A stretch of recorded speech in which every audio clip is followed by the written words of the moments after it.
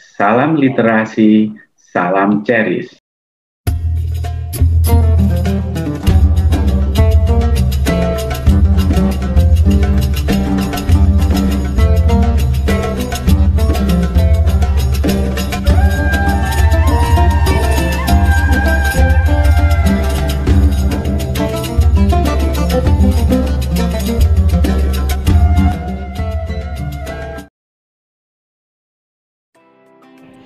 Assalamualaikum warahmatullahi wabarakatuh.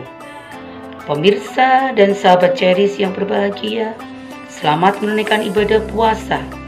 Semoga amal ibadah kita hari ini diterima oleh Allah Subhanahu wa taala sebagai amalan sholihah maqbulah. Amin ya rabbal alamin. Perkenalkan, nama saya Nurul Hidayah, penulis cerita Islami berjudul Cerita di Balik Bebatuan Kapur. Dalam cerita ini dikisahkan tentang kehidupan seorang gadis lugu dan polos yang bernama Semi. Sebuah nama yang unik dan sederhana, tapi sangat bermakna bagi kedua orang tuanya.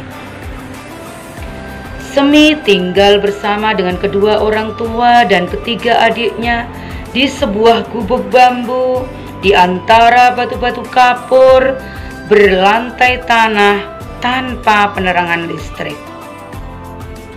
Mereka tinggal di Kampung Jati, 40 km dari kota Wonogiri, Jawa Tengah. Kampung ini terkenal dengan banyak bukit-bukit dan batu-batuan kapur yang terlihat sangat tandus, gersang, dan sangat kesulitan air. Tidak heran penduduknya rela berjalan 2-3 km untuk mendapatkan air bersih. Semi tumbuh menjadi seorang gadis yang kuat, pantang menyerah, dan mandiri. Dia rela setiap hari bersekolah demi mendapatkan ilmu pengetahuan, berjalan 2 km setiap hari untuk bersekolah. Suatu hari, dia mengutarakan keinginannya untuk melanjutkan sekolah ke SMP kepada kedua orang tuanya. Bagaimana reaksi mereka? Mereka dengan lemah lembut menolak keinginan Semi. Alasannya ada dua. Yang pertama, karena alasan ekonomi. Biaya dari mana? Sedangkan mereka sendiri sangat kekurangan untuk makan sehari-hari. Bagaimana bisa membiayai sekolah Semi? Alasan kedua, Semi adalah seorang anak perempuan. Bagi mereka, anak perempuan cukup lulus sekolah dasar, tidak perlu sekolah tinggi-tinggi.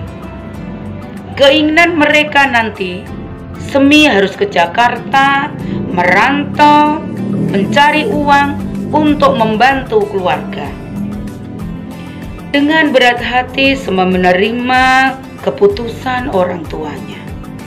Begitu lulus kelas 6, dia rela meninggalkan impiannya, meninggalkan cita-citanya demi merantau mencari uang ke Jakarta. Apa yang dilakukan Semi di Jakarta?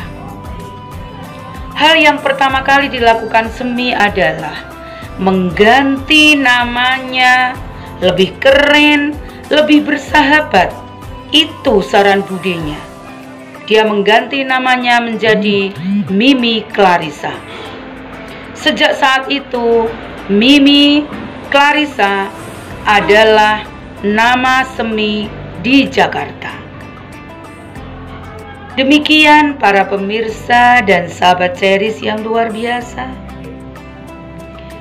Apa yang dilakukan Semi di dalam cerita tersebut bisa menjadi pelajaran yang bagus kepada kita. Bahwa kita harus selalu bersemangat dalam menuntut ilmu, tidak pernah mengeluh apapun yang kita terima, walaupun kita sangat terbatas. Di bulan Ramadan ini kita perlu berintrospeksi diri, mawas diri. Apakah kita sudah termasuk orang-orang yang bersyukur atas nikmat Allah? Ataukah kita sering mengeluh atas nikmat yang diberikan kepada Allah, atas cobaan yang diberikan kepada Allah? Mari kita simak materi muhasabah berikut ini. Muhasabah atau introspeksi diri. Semua manusia pernah melakukan kesalahan. Semua manusia pernah melakukan dosa, baik kepada Allah maupun kepada sesama manusia. Tidak ada manusia yang sempurna, karena memang manusia tempatnya salah dan lupa. Namun demikian, tidak ada kesalahan yang tidak bisa dimaafkan. Tidak ada dosa yang tidak bisa diampuni. Untuk memperbaiki hubungan dengan Allah dan memperbaiki hubungan bersama manusia, pastilah ada jalan. Di balik kesulitan, pasti ada kemudahan. Bulan Ramadan adalah bulan di mana semua amal kebaikan dilipat gandakan pahalanya oleh Allah. Bulan Ramadan adalah bulan di mana semua kesalahan dan dosa manusia bisa diampuni oleh Allah. Oleh karena itu, di bulan yang penuh rahmat, penuh barokah, dan penuh maghfirah Allah ini, mari kita gunakan sebaik-baiknya untuk bermuhasabah.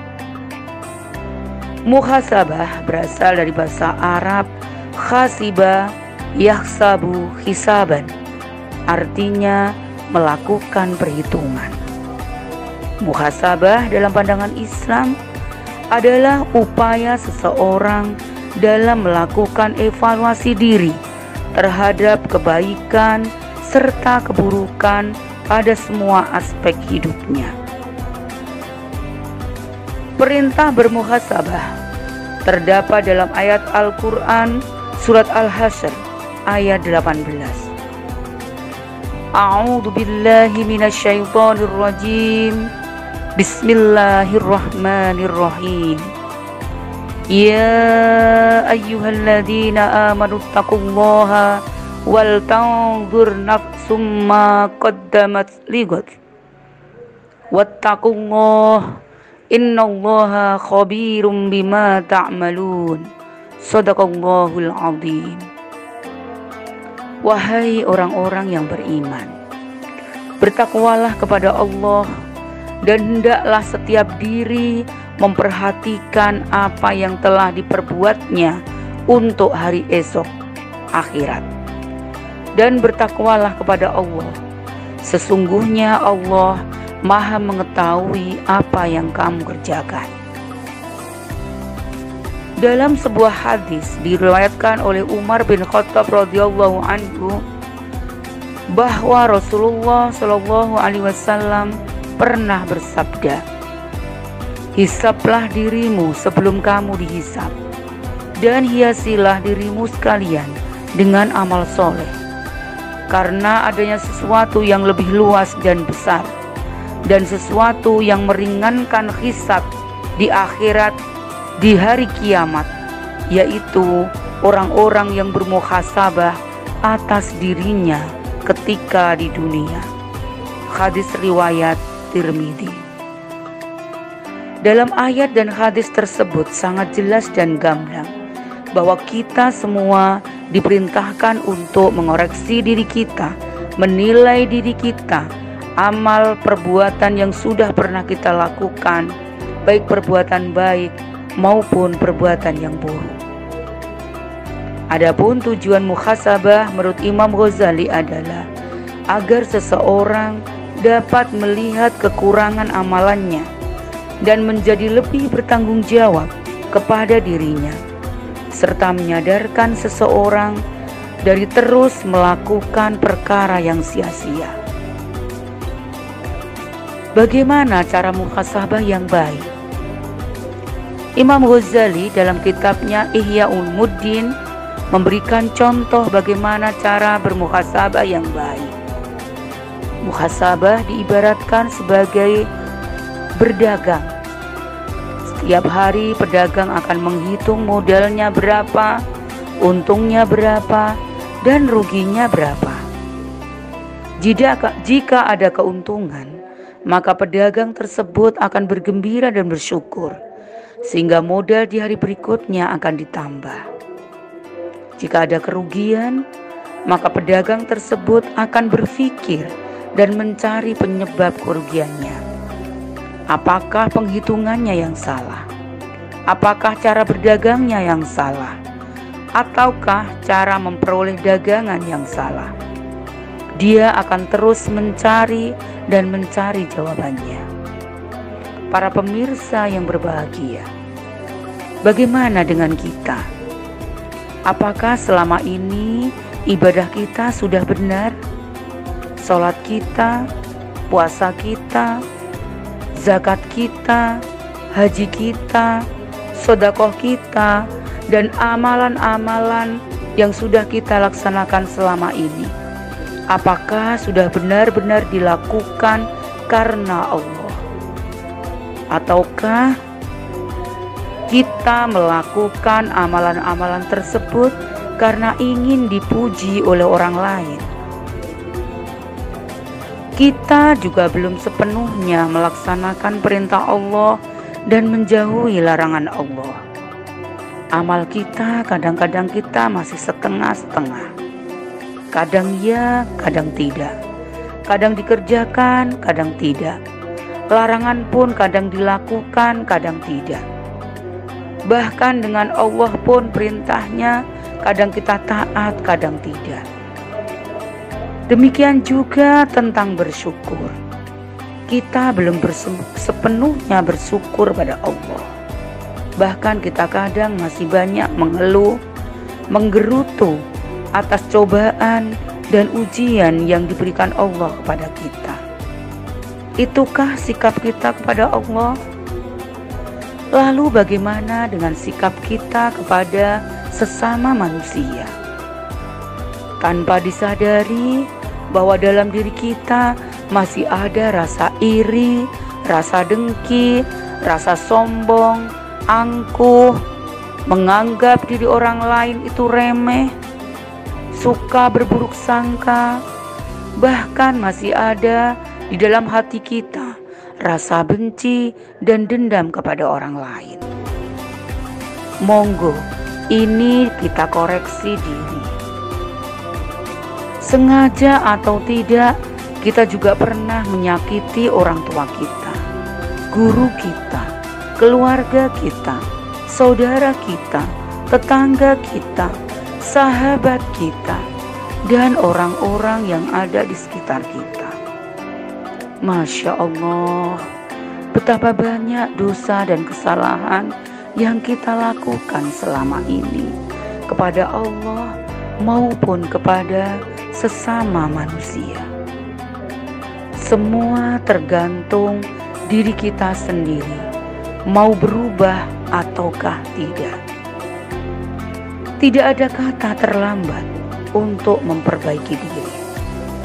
Selama pintu taubat belum ditutup, kita masih punya kesempatan.